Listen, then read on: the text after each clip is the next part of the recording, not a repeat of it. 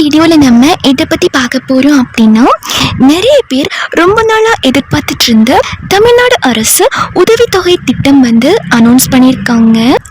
ஆமாங்க, அதாவது வேலைவாய்ப்பு இல்லாத தமிழக இளைஞர்களுக்கு தமிழ்நாடு அரசு பார்த்தீங்க அப்படின்னா உதவித்தொகை திட்டம் கொண்டு வந்திருக்காங்க. ஸோ இதுக்கு யார் யார் எலிஜிபிள், எப்படி அப்ளை பண்ணிக்கலாம், எப்படி விண்ணப்பிக்கலாம்? நம்ம தமிழ்நாடு அரசு பார்த்தீங்க அப்படின்னா வேலைவாய்ப்பு இல்லாமல் இருக்க தமிழக இளைஞர்களுக்கு பார்த்தீங்க அப்படின்னா முக்கியமான ஒரு சமூக நல திட்டம் அறிவிச்சிருக்காங்க. ஸோ இதுக்கு பார்த்தீங்க அப்படின்னா ஒஃபிஷியல் நோட்டிஃபிகேஷன் அனௌன்ஸ் பண்ணியிருக்காங்க.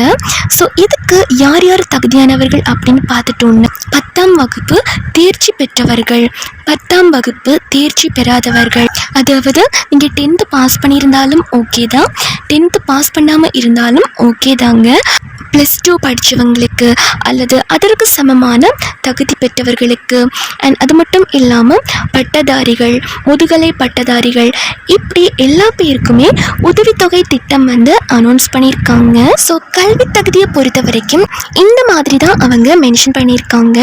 10th நீங்கள் பாஸ் பண்ணியிருந்தாலும் பாஸ் பண்ணாமல் இருந்தாலும் ஓகே தான், அண்ட் அதே மாதிரி +2 படித்தவங்க, டிகிரி கம்ப்ளீட் பண்ணவங்க அப்படின்னு எல்லா பேருமே இந்த ஒரு திட்டத்துக்கு தகுதியான நபர்கள் அப்படின்னு மென்ஷன் பண்ணியிருக்காங்க. இந்த திட்டத்தோட வயது வரம்பு என்ன கொடுத்துருக்காங்க அப்படின்னா, வேலைவாய்ப்பற்ற உதவித்தொகைக்கான பட்டி தயாரிக்கும் நாளில் 40 வயது பூர்த்தியடைந்திருக்க கூடாது. அது மட்டும் இல்லாமல் ஆதி திராவிடர், பழங்குடியின விண்ணப்பதாரர்களுக்கு பார்த்தீங்க அப்படின்னா 45 வயது பூர்த்தி அடைந்திருக்க கூடாது அப்படின்னு இவங்க மென்ஷன் பண்ணியிருக்காங்க.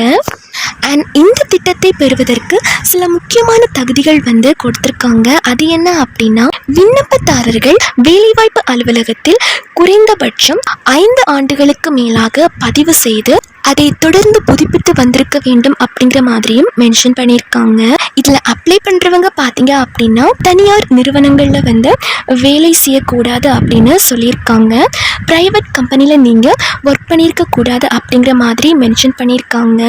அண்ட் அது மட்டும் இல்லாமல் தனியார் தொழில் நடத்தாதவங்களாகவும் நீங்கள் இருக்கணும். ஓவரால் பார்த்தீங்க அப்படின்னா முழுமையாக வேலைவாய்ப்பு இல்லாத ஒரு நபராக தான் நீங்கள் இருக்கணும் அப்படிங்கிற மாதிரியும் மென்ஷன் பண்ணியிருக்காங்க. அண்ட் அது மட்டும் இல்லாமல் நீங்கள் உங்களோட பள்ளி கல்வியாக இருக்கட்டும் அல்லது கல்லூரி கல்வியாக இருக்கட்டும், எல்லா ஸ்டடீஸுமே பார்த்தீங்க அப்படின்னா தமிழ்நாட்டிலே படிச்சிருக்கணும் அப்படிங்கிற மாதிரியும் மென்ஷன் பண்ணியிருக்காங்க. அண்ட் அது மட்டும் இல்லாமல் உங்களோட பெற்றோர்கள் பார்த்தீங்க அப்படின்னா உங்களோட பெற்றோர்கள் அல்லது காப்பாளர் குறைந்தபட்சம் 15 ஆண்டுகளுக்கு குறையாமல் தமிழகத்தில் வசித்து வந்திருக்க வேண்டும் அப்படின்னு மென்ஷன் பண்ணியிருக்காங்க. அண்ட் அது மட்டும் இல்லாமல் அரசு துறை, தனியார் துறை, இதில் எதுலேயுமே நீங்கள் பணியில் இருக்கக்கூடாது அப்படின்னு மென்ஷன் பண்ணியிருக்காங்க. அண்ட் அது மட்டும் இல்லாமல் விண்ணப்பதாரர் தனியாரிடமிருந்தோ அல்லது அரசிடமிருந்தோ வேறு எந்த வகையிலும் எந்த விதமான உதவித்தொகையும் பெறுபவராக இருத்தல் கூடாது அப்படின்னு இவங்க மென்ஷன் பண்ணியிருக்காங்க. அண்ட் அது மட்டும் இல்லாமல் இந்த நிபந்தனை தொலைதூர கல்வி அல்லது அஞ்சல் வழி கல்வி கற்கும் விண்ணப்பதாரர்களுக்கு பொருந்தாது அப்படின்னு மென்ஷன் பண்ணியிருக்காங்க.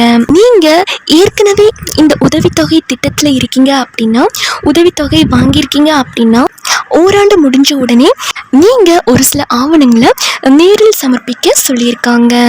ஸோ இந்த தகுதிகள் உள்ளவங்க இந்த திட்டத்துக்கு அப்ளை பண்ணிக்கலாம். இந்த திட்டத்தோட முழு தகவல் பார்த்தீங்க அப்படின்னு கவர்மெண்ட்டோட ஒஃபிஷியல் சைட்லையும் கொடுத்துருக்காங்க. ஸோ அதையும் நீங்கள் செக் பண்ணிக்கலாம். அண்ட் மேலும் இந்த திட்டத்தோட முழு விவரங்கள் பார்த்தீங்க அப்படின்னா நம்மளோட டெலிகிராம் குரூப்லையும் போஸ்ட் பண்ணியிருக்கேன்.